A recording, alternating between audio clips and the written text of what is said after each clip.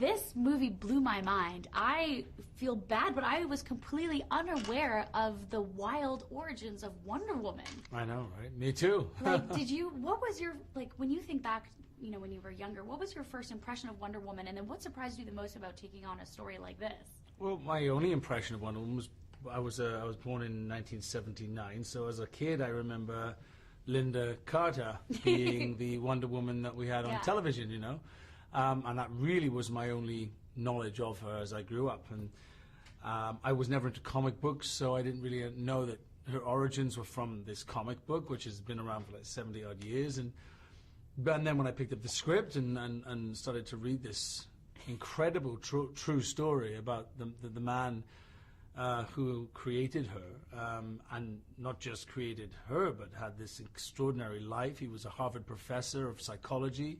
He also invented the early polygraph, and was involved in a very unconventional love story, which inspired the main factors that created Wonder Woman, the superhero. Which I just, even hearing you talk about it, you know, Wonder Woman today, you know, we've seen Gal take over the big screen, and there was so much more to this superhero, and now we get to talk about it, and it gets to have a place on the big screen, which I think is amazing. It is amazing, and I think what would be wonderful because obviously I shot this movie before the Wonder Woman the film came out, the big one, and it's so nice because I see remnants of my character's imagination, even in this huge movie that's 70 years later, 75 years later. So it's so nice to see that his legacy still is influencing Patty's version of the Wonder Woman that we've just seen and loved this summer. A little bit more tamed.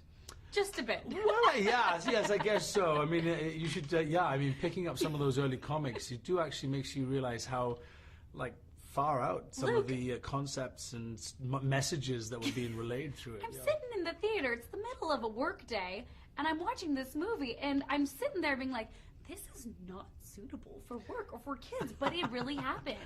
And I mean, it was, and it was the 20s and 30s, in America, so it's quite amazing, really, to think that happened, and that these three people fell in love and managed to create a very pure, honest, loving relationship, which they stuck at for the rest of their lives. Which I thought, that was one of the points that really stood out to me, was that these two women, after Professor Marston unfortunately passes, they continued to live together for 38 years. That's right. Which to me really just shows that the love between the three of these was true. Like, yes, their sex life was wild, but the three of them truly had this incredible bond, and that's kind of what carried them through. They did, and apart from what went on behind closed doors, you know, they were a very normal, conservative, intelligent group of people who reared children together and tried to live a very normal life, because it might have been unconventional to the majority of society, but what they had was a very true love that a lot of people never ever experienced. So in a way there's a lot of purity to it, and I'm very proud of them, actually. I think they did something extraordinary. Professor Marston had these two women as the inspiration of Wonder Woman. If you could have two women as an inspiration for an amazing Wonder Woman, who would they be? Well, my mum would be one, without a doubt, because she's like the happiest person I've ever met. That's her superpower. She can make me smile even when I feel as miserable as hell.